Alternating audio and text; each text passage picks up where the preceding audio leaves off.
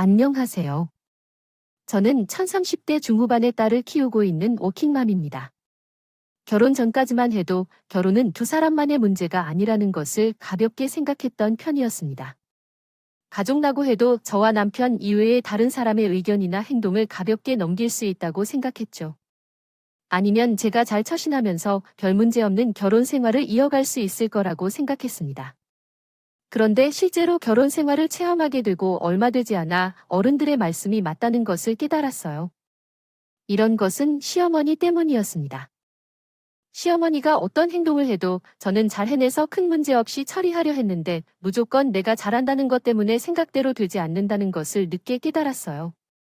그래도 제 입장에서 최대한 잘 해결하려고 노력했기 때문에 시어머니를 욕하는 글을 쓸 수도 있겠지만 그래도 왜 이렇게 시어머니를 공개적으로 욕하게 되었는지 이유를 설명해 보겠습니다. 저와 남편은 친구 소개로 만나 결혼했습니다. 회사를 다니고 있는 저는 대학 시절 짧게 연애를 한 후 오랜 기간 혼자 지냈어요. 연애에 대한 갈증이 있진 않았지만 그냥 친구가 좋은 사람이라고 하셔서 만나본 건데요. 그러나 그곳에서 남편을 만나고 한눈에 반하게 되었습니다.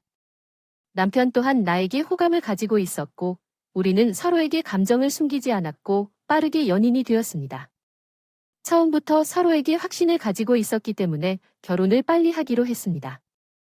우리는 서로를 잘 알고 있었고 결혼에 대한 준비를 미리 해놓았기 때문에 큰 문제 없이 결혼을 할 수 있었습니다. 그러나 결혼 이야기가 나오자마자 남편의 어머니인 시모가 결혼을 반대했습니다. 처음에는 그 이유를 알지 못했지만 시간이 지나면서 그녀가 돈 문제 때문에 반대하는 것을 알게 되었습니다. 그 이유를 미리 알았더라면 시간을 소비하지 않을 것이었습니다. 남편으로부터 시어머니의 형편이 좋지 않다는 말을 들었으며 이미 이에 대한 상의와 합의를 한 적이 있었습니다. 우리 남편과 나는 시어머니에게 용돈을 주기로 한 계획을 세웠었죠. 계획을 설명하며 우리 집 형편에 대한 이야기도 더불어 나누다 보니 시모는 기분 좋아하는 듯 저를 환대했습니다. 준비했다고 말한 용돈보다 더 넉넉한 우리 집 형편을 듣고 미소 지었죠. 결혼 준비를 위해 준비한 돈으로 한다 해도 나한테 용돈까지 주기 어려운 상황이라면 당신 부모님이나 너희 부모님께 미안할 거야? 부모님께서도 어려움 없이 드리기 좋은 선에서 결정한 금액이니 괜찮아. 그러고는 시모는 집안 형편을 친하게 묻기도 했습니다. 너희가 어떻게 사는지는 모르겠지만 경제적으로 크게 부족함을 느끼지 않는 것 같아. 그럼 넉넉하다면 넉넉하다고 말해야지. 그러면 나도 한숨 돌릴 텐데 집안 형편이 넉넉하면 거창하게 했다는 엄마 같지 마라. 태도가 바뀐 시모를 보며 찾아온 첫인상은 따가웠습니다.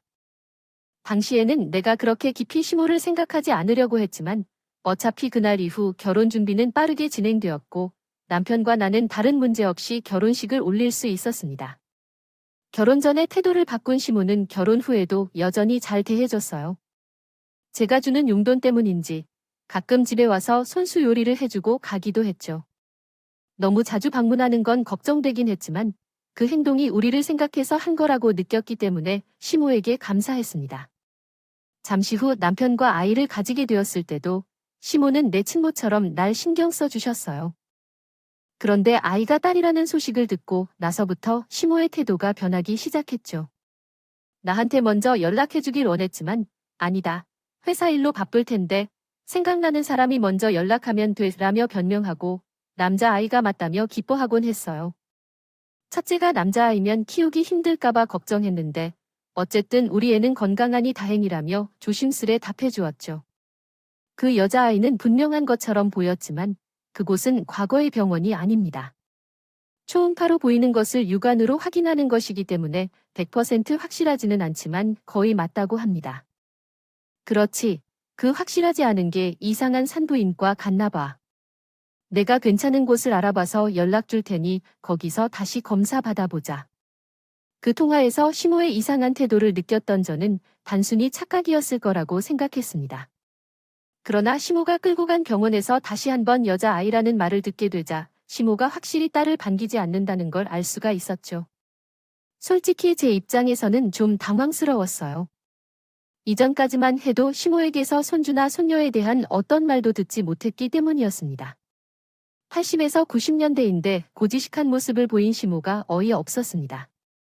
하지만 내색할 수는 없었어요. 그 이후로도 시모는 손녀를 바라지 않는다는 말을 하면서 제 신경을 자극했지만 무시하며 생활할 수 있는 정도니까 신경 쓰지 않아 있습니다. 나는 임신하자마자 우리 민철이를 가졌는데 아마 내 시아버지들은 가난하고 있다. 사람 수가 좀 더 많았다면 아마 민철이 밑에 여러 남동생들만 있었을 거다. 우리 집 피는 그렇지요.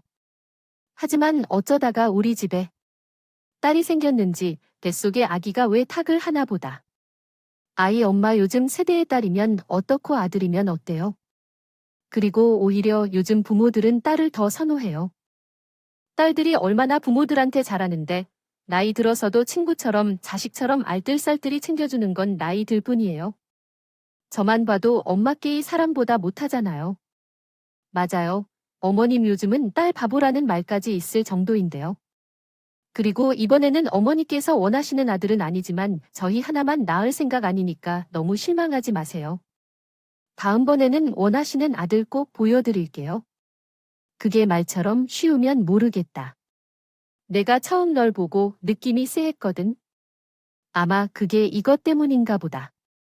우리 초상님들께서 이미 알아보시고 내게 알려주신 것 같은데. 내가 두뇌 가지고 엄마 아이 사람 홀몸도 아닌데 그만 좀 하세요.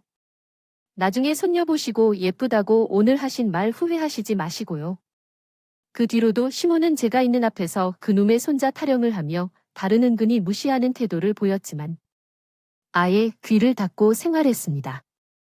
옛날 사람 생각을 바꾸고 싶다고 잘못됐다고 해도 제가 원하는 대로 바꾸긴 힘들었으니까요. 다행히 뱃속 아이와 저는 문제없이 10달을 꼬박 채운 후 건강한 모습으로 만날 가족 중 모든 사람이 딸 예진이를 사랑하고 이뻐해주는 가운데 시모만 조금 불편한 표정을 짓고 있었어요. 그 표정이 예상 밖이었지만 나머지 가족은 예진이를 좋아하고 격려해줘서 별 문제가 되지 않았어요. 나중에 저는 육아휴직을 하게 되어 아이와 함께 보낸 시간을 소중히 여기게 됐어요. 육아휴직 기간이 끝나가는 시점에 남편이 아이를 돌보고 싶다고 해서 수락했어요. 남편은 장사가 잘 풀리지 않아서 아이와 가깝게 지내고 싶었다고 했죠. 부모님도 이 결정을 좋아했고 모두가 아이와 함께 할 수 있는 좋은 시간이 될 것이라고 믿었어요. 하지만 한 사람만이 불편한 표정을 지은 채로 있었는데 그는 시모였어요. 남편이 아이를 돌보게 되고 장사를 잠시 쉰다고 말씀드리자 시모는 대놓고 반대를 했어요. 그것도 제 입장에서는 상당히 불편할 수 있는 말을 하면서 말이죠. 아니야, 집안의 가장인 내가 왜 집에서 아이를 돌보고 있어? 너 엄마가 혼자서 벅차더라도 주방에 못 들어오게 하는 거 몰라? 남자가 할 일이 있고 여자가 할 일이 있는 거야? 근데 내가 아이를 돌본다고 하는 게 말이 되니? 제가 너보고 집에서 아이를 돌보라고 말하지. 아이 엄마 무슨 말씀을 그렇게 하세요? 제가 예진이랑 소통하는 시간을 보내고 싶어서 이렇게 하는 거예요. 의도한 건 아닌데 일을 쉬고 싶을 때랑 겹친다 보니까 좋은 기회라고 생각해서 결정한 거고요. 평생으로 돌아오지 않는 시간이거든요. 기회 될 때 제 딸이랑 같이 있어야죠. 무슨 딸이랑 소통을 해? 어차피 나중에 시집 가면 다른 집안의 사람이 되는데. 딸은 아무렇게나 키워도 되는 법인데. 그러지 말고 사도 어른들께 맡기는 걸로 해. 엄마, 혹시 용돈 때문에 그런 거면 걱정하지 마세요. 돈은 지금과 똑같이 드릴 거예요. 내가 지금 돈 때문에 이러는 것 같니? 남자가 아이를 돌보고 있고 주방에 있는 게 말이 안 되니까 이렇지. 민희야, 너 직장을 계속하고 싶어서 우리 아들을 돌보라고 시키는 거냐? 그런 거지? 아니에요. 어머니, 제가 원래 친정 어머니에게 예진이를 보게끔 부탁하려고 했었어요. 거짓말하지 마. 요즘 당신 세대의 어린 사이들을 이해한다. 남편이 오늘로 생각한 대로 돌봐줄 수 있는 만큼 돌봐준다. 자신의 인생이 손가락만큼이라도 피로부터 멀리하고 싶은 마음을 이해한다. 그 후에 저와 남편이 시모에게 설명을 해봤지만 시모는 그를 들은 척 한 번도 안 했어요. 그러나 남편이 예진이를 챙겨주는 것은 여전히 변하지 않았습니다. 그날 이후로 시모는 계속해서 남편이 아이를 돌보는 것을 문제 삼아 나에게 나쁜 말을 했습니다. 그런데 그 말로 마음에 상처가 갈거나 어려움을 겪지는 않았어요. 이미 결혼 이전에 시모가 보여준 진짜 스타일과 딸아이를 포함한 아들 것을 낳고 보던 현실적인 가치관을 예상했기 때문이지요. 그렇게 1년 넘게 남편이 예진이와 시간을 보내주었고 시모만을 제외한 가족은 행복한 시간을 보냈어요. 그런데 말일 때 지인에게 좋은 수익을 제안받아 다시 사업을 하는데 엄청난 고민이 들었습니다. 내 입장에서는 아이를 돌보아줬던 1년 이상의 시간이 지났고 언젠가는 다시 일을 해야 한다는 상황이었기 때문에 지금이 기회라고 생각했어요. 그래서 남편이 이 기회를 놓치지 않길 바랐습니다. 그래서 친정 어머니에게 부탁하거나 육아 돌봄을 고용하려고 하고 있었어요. 남편이 동업 제안을 받았을 때 이미 어머니에게 미리 말씀드렸었어요. 어머니는 전문가라 해도 가족이 직접 키워주는 것보다 조금 덜 좋을 것 같다고 하셨어요. 손녀 예진이를 부탁해서 허락을 받았는데 그때 남편이 말했는지 시어머니가 갑자기 등장했습니다. 그리고 아이를 돌봐줄 것이라고 나섰죠. 친정엄마가 예진이를 돌봐줄 것이라고 했는데도 불구하고 시어머니가 직접 우리 친정엄마에게 연락을 해서 아이를 꼭 돌볼 예정이라고 말했어요. 시어머니가 나서서 아이를 돌볼 이유는 제 남편과 나가 시어머니에게 처음 아이를 맡겨야 하는 날의 돈 문제 때문이라는 걸 알게 됐습니다. 시어머니에게 미움이 가득한 손녀를 돌보겠다고 한 것은 의외였습니다. 그래서 제가 애들의 용품을 분류해 놓고 메모를 남겼습니다. 그 외에 음식량이나 낮잠 시간 등 아이 돌봄에 필요한 모든 정보를 노트에 적어 두었다는 걸 시어머니에게 알려주었습니다. 그럼에도 불구하고 혼란스러워하는 걸 보니 시어머니는 날이서는 도중 예진이를 시어머니에게 맡겨야 했습니다. 시어머니는 예뻐하지 않던 옆집 엄마를 돌볼 이유에 대해 묻고 돈은 오늘 줄 것이냐 마지막 날 줄 것이냐 물었습니다. 얼마나 힘들겠어요. 이런 일을 할 수가 없어요. 아이가 없었으면 어떻게 했을지 모르겠어요. 그리고 세상에 공짜로 아이를 돌려주는 집은 어디 있겠어요? 아이 엄마, 여기 무슨 일이 일어나고 있는 거예요? 어제까지는 돈 이야기가 없었잖아요. 우리가 자연스럽게 준비할 거라고 생각해서 말을 꺼내지 않았어요. 성의를 표현하려 했지만 상대방이 미리 나서서 도와주겠다고 하니 월급을 말할 필요가 없을 것이라 생각했죠. 그런데 상대방이 먼저 돈 이야기를 꺼내고 과한 금액을 말하니 좀 당황스러웠어요. 어차피 시부모님께서 예진이를 돌보긴 하겠지만 어느 정도는 챙겨주려 했기 때문에 예상보다 많은 돈이었지만 그만큼 시모가 잘 돌봐줄 거라고 생각해서 돈을 주고 맡겼어요. 그래도 남편이 혼자 키워온 세월이 있어서 그런지 특별한 문제 없이 아이를 잘 돌봐줬어요. 세대 차이로 인해 아이를 키우는데 대립하는 일도 몇 번 있었지만 내 생각보다 시모와 충돌이 적어서 지낼 수 있었어요. 다른 것들은 다 괜찮았는데 하나 불편한 점이 있었어요. 제 딸의 성격을 가지고 뭐라고 하면 좀 마음에 들지 않았어요. 같은 나이대 아이들이 비슷할 텐데 왜 내 딸만 특별한 것처럼 계속 말하고 다니는 건지요. 딸이라 그런 걸 수 있지만 너무나 불쑥하고 싫은 말을 하는 거예요. 1등은 딸이다. 남자아이들은 그만큼 쓸모가 없다는 식으로 말한다는 거죠. 키우는 것이 얼마나 어려운지 장난감 하나만 던져주면 하루 종일 즐겁게 놀 수 있는데 여자아이들은 같이 노는 것을 원하면 울고 도망가고 나이가 들어서 왜 이런 노력을 해야 하는지. 이것도 우리 아이를 닮았으면 좋았을 텐데 누구를 닮아서 그러는 걸까? 어머니는 아이들이 그 시기에는 다 그렇다고 하시지만 왜 이렇게 말씀하시는 걸까? 이전에도 말했지만 힘들면 예진이가 보고 있지 않아도 됩니다. 우리 친정 어머니가 돌봐주신다고 말씀드렸잖아요.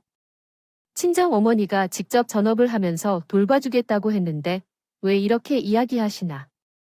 다른 것은 모르겠지만 딸 아이를 비난하는 것은 어머니로서 듣지 못하겠습니다.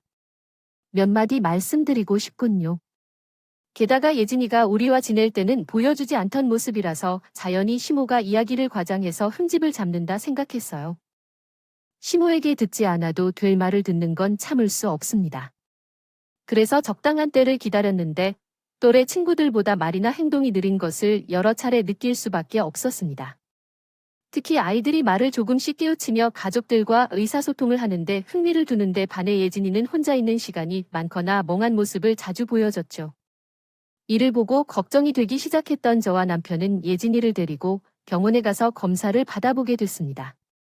그리고 예진이가 발달장애라는 검사 결과를 받게 됐죠. 그 이야기를 듣자마자 세상이 무너지는 경험을 하게 됐어요. 그러면서 예진이를 임신하고 있을 때 내가 무슨 잘못을 했는지 원인이 될 만한 것을 찾으며 저를 자책하게 됐죠. 모두 내 잘못 같았습니다. 나 때문에 아이가 발달장애를 겪는 것 같아 주인이 된 것 같았죠. 남편 역시도 자신이 아이를 돌보고 있을 때 생긴 문제가 있다며 스스로를 자책하고 있었죠. 아직은 나아질 희망이 있다고 병원에서 듣게 됐지만 좀처럼 슬픔에서 헤어나오지 못했습니다.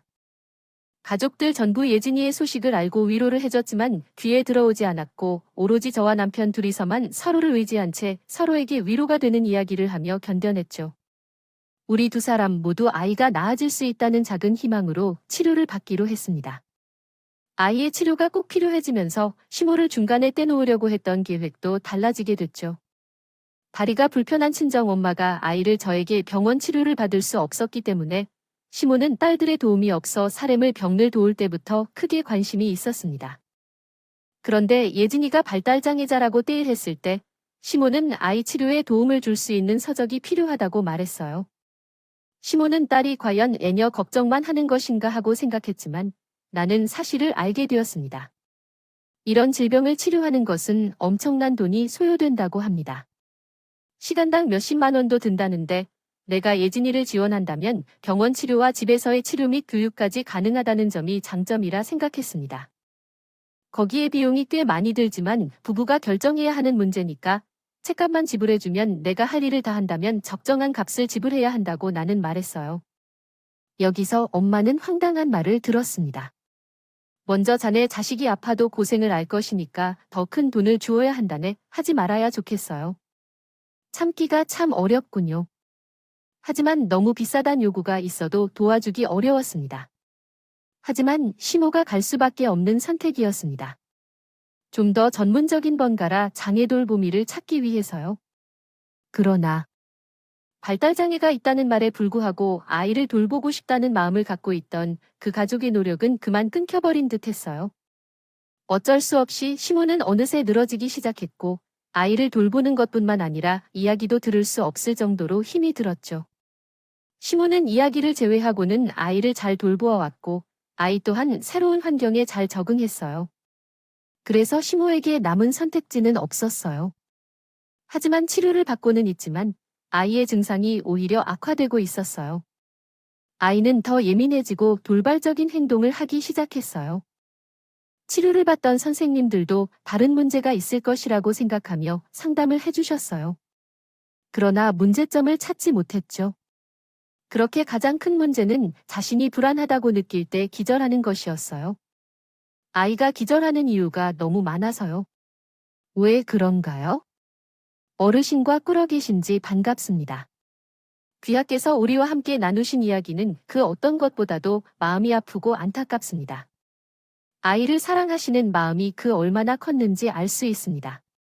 우리는 항상 이야기를 통해 서로의 아픔과 고민을 나누고 함께해야 한다고 믿습니다.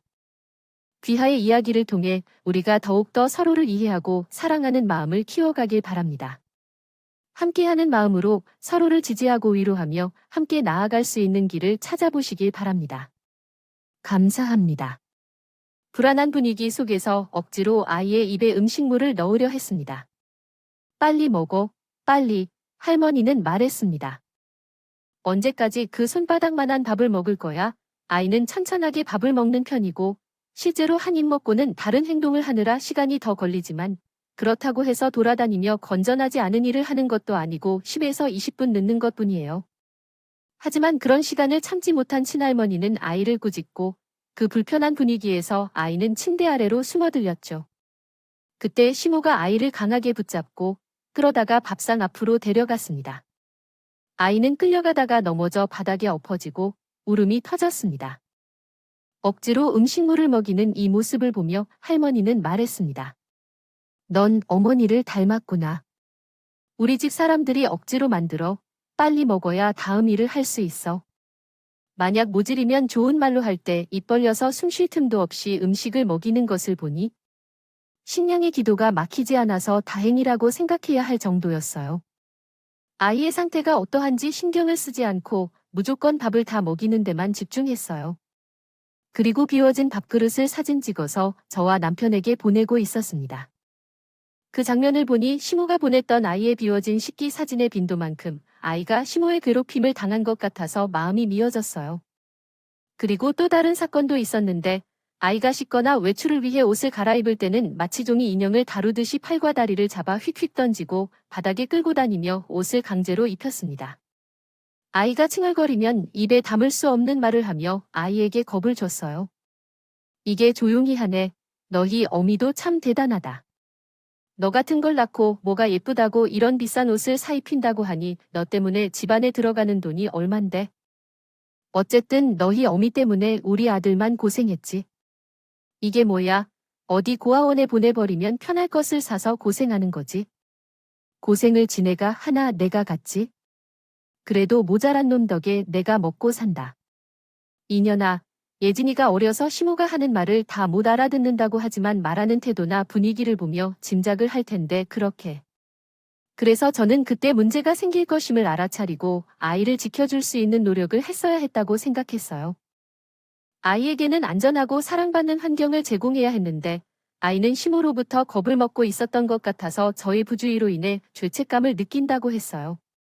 오늘날 현재 상황에서는 아이가 더 큰 문제에 직면하고 있을 수도 있습니다. 제가 더 주의 깊게 관찰하고 케어를 하여야 했던 것 같아요. 실수를 저지른 것을 후회하며 미래에는 더욱 성숙하게 대처할 수 있도록 노력하겠습니다. 생각하며 아이에게 힘든 시간을 만든 것 같아 모두 제 잘못으로 느껴졌어요. 더 이상 아이에게 고통스러운 시간을 줄 수 없었어요. 남편에게 동영상을 보여주기로 했어요. 남편도 시모가 하는 행동을 보고 입을 다물지 못했어요. 욕심 많고 까칠하게 굴어도 자신의 아들의 딸이자 손녀인 아이에게 이런 행동을 할 거라고는 생각하지 못했어요. 남편은 미안해하며 눈물을 보였어요. 그리고 자신은 무슨 말도 할 수 없다며 제가 원하는 대로 시모를 벌하자고 했어요. 당신과 예진이가 잘못한 부분이 무엇이겠어요? 전부 내 잘못이지. 엄마가 이렇게 할 거라고는 나도 생각하지 못했는데 이해가 잘 되지 않아요. 엄마가 손녀인 예진이를 괴롭힌 이유가 뭔지, 하지만 어떤 이유가 되었다 하더라도 이건 용서받을 수 없는 행동이에요. 나는 당신이 하는 대로 할 거예요. 지금 이 자리에서 경찰에 신고해서 처벌 내릴게요. 만약 당신이 엄마와 연근이라고 한다면 끊을 거예요. 나는 당신이나 예진이나 그리고 모든 처가 식구들이 보기에 면목이 없어서 그래요. 나는 배려하지 말고 당신이 어떻게 할 건지 말해달라. 내가 따르게. 말과 행동이 실천되면 예진이가 당한 것을 시모도 당할 거예요. 나는 그것을 돌려주고 싶었고 평생 감옥에서 생활하게 만들고 싶었지만 사랑하는 남편의 어머니이기도 했습니다. 나보다 상황이 더 어렵고 혹은 가슴에 있는 사람은 남편이었어요. 나야 시모를 평생 보지 않고 남으로 산다고 해도 상관이 없겠지만 남편은 어찌되었건 하늘이 맺어준 철러인데 두 사람을 끊는 게 답은 아니라고 생각이 들었습니다. 그래서 시모에게 진정성 있는 사과와 함께 앞으로 2번 다시는 저와 예진이에게 함부로 하지 말라는 약속을 받고 끝내려고 했어요. 남편에게 내가 원하는 바를 말하게 되었죠. 나의 이야기를 듣고 난 뒤 남편은 곧장 시모를 집으로 데려왔습니다. 눈치 없는 빠르던 시모는 자신을 데리러 온 아들이 이전과 다른 모습에 전보다 조심하는 모습을 보였죠. 하지만 우리가 그의 행동을 알고 있는 것 같지도 않았어요. 주말까지 여기로 부르러 온 이유가 무엇인데 음식이 차려진 게 없어서 같이 식사하려는 게 아닌 것 같고 며느리로서 시어머니가 오셨는데도 인사를 하지 않는 것을 보면 뭔 불만이 있는 것 같은데 또 뭘까? 거의 희귀한 주말인데 너희가 마음대로 부르면 되겠어? 나도 엄연히 일주일 내내 일을 하다가 겨우 주말이 되어 쉬는데 이러면 내가 여기 온 시간 동안에도 주말에 일하는 걸로 볼 거야? 주말에. 나는 높은 시급을 받는 걸 알죠, 엄마. 분위기가 그렇지 않아요? 지금 그 사람이나 나 둘 다 엄마한테 화를 내고 있는데요. 먼저 앉아서 말씀 듣겠습니다. 왜 화가 나냐고 민철아. 너 지금 엄마에게 무슨 소리를 하는 거야? 너 점점 나를 향해 더 가까워지고 있는데 내가 어떻게 너를 키웠는지 잊어버린 거야? 뻔뻔한 시모의 모습을 보니 더는 기다릴 필요가 없을 것 같았어요. 시모에게 이야기하려는 남편의 말을 가로막고 제가 말했어요. 자식이 학대를 당하는 걸 보고 화가 나지 않나요? 우리가 다 봤어요. 엄마가 없을 때 예진이한테 무슨 짓을 했는지 명백히 보았어요. 다른 사람이 아니라 친할머니인데 저렇게 할 수 있나요? 해보는 것은 쉬운 일이 아니야. 그리고 엄마께서 잘 돌볼 수 있으시면서요. 너 왜 이래? 누가 누굴 학대해? 이렇게 나를 나쁜 시어머니로 만들려고 하는 거냐? 내가 다른 시어머니들처럼 참아만 있지 않을 거 알지? 민철아, 얘 말 듣지 말아라. 얘가 예진이한테 시켜서 내가 하지도 않은 짓을 했다고 지목하게 만든 거야? 다 제가 꾸민 건 명백한 증거가 있는데도 계속 거짓말을 하네요. 어머니, 제가 또한 누군가의 자식이고 이제는 어머니니까 일을 크게 만들고 싶지 않아요. 그러니까 솔직하게 인정하시고 진심으로 예진이와 우리에게 잘못했다고 인정해 주세요. 만약 증거가 필요하다면 가져다 보세요. 예진이의 상처가 몸에 난 것이라면 괜찮아요. 저는 그래도 되는데 미친 듯이 달려다니고 부딪히는 것은 제 탓이 아니에요. 너무해. 그리고 그게 내 책임이에요. 당신이 예진이의 상처를 보여주었으니 내가 얼마나 더 당하는지 아세요? 그리고 그것이 내 잘못이에요. 아예 그런 삶을 살면서 자신을 돌볼 타이밍을 놓친 시모에게 다른 것을 말하지 않고